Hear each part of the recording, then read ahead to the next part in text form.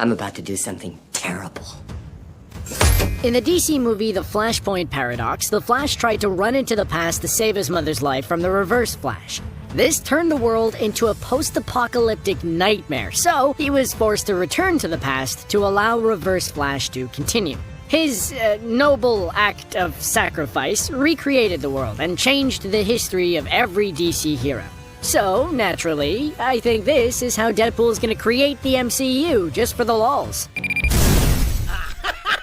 Oh, what? Guys, for real? Oh. At the end of Deadpool 2, the craziest thing in the entire franchise happened.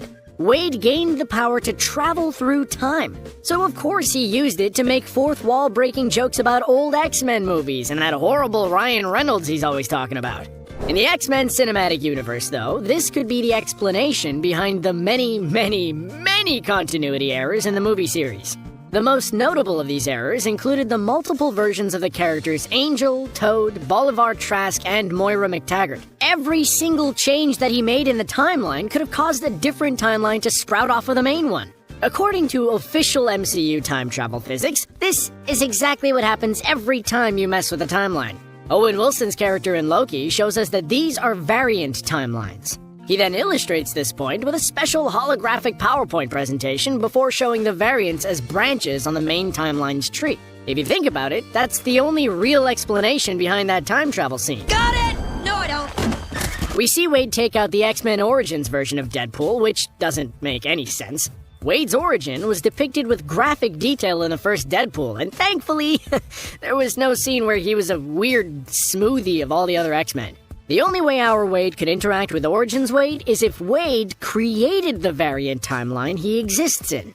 The character from this franchise who should be the most upset at Wade is undoubtedly Wolverine. The last time we saw Wolverine's future in Days of Future Past, he was essentially living in an X-Men utopia. All of his friends were alive, and everyone seemed happy for the first time ever. The next time we saw Logan's future, he was a miserable limo driver whose adamantium skeleton was poisoning him slowly. Yeah, that one is Wade's bad, Logan. Oh, I'm sure he's sorry. This silly little sequence in Deadpool 2 could also answer one of the MCU's biggest problems: how to introduce the X-Men. It would be easy for Wade's time travel shenanigans to lead to the MCU timeline. Here, look, I can show you how to turn the X-verse into the Marvel Cinematic Universe in 3 easy steps. Step number 1, take out Apocalypse. In the X-Men franchise, Apocalypse is considered to be the first of the mutants. If Deadpool goes back into the past and takes Apocalypse out, it's possible that the X gene might never spread across the world. The mutants may have never gained their powers, making Xavier and Magneto just another pair of old guys who like to play chess in the park. Step number 2, empowering Hydra. If you had to find one inciting incident that was responsible for literally the entire MCU, then it would definitely be the rise of Hydra. In the X-Men universe, we don't see much of World War II.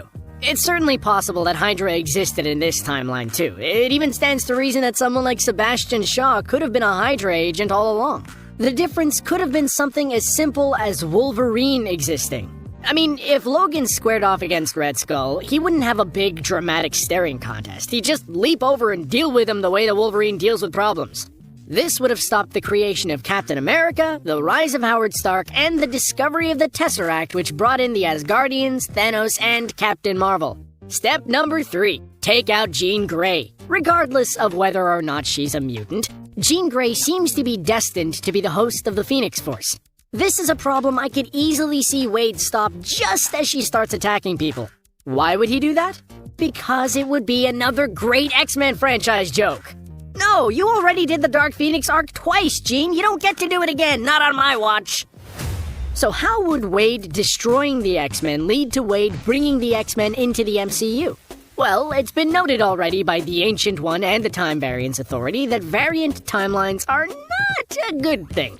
If Wade really is causing all the temporal technical issues across both the X-Men and Marvel Cinematic Universes, then that's gonna land him in hot water, either from the Sorcerer Supreme or the Star of Shanghai Knights. Not sure which of those is scarier. Once they find Wade and stop him from causing more time travel damage, they will likely figure out a way for him to bring the timelines together.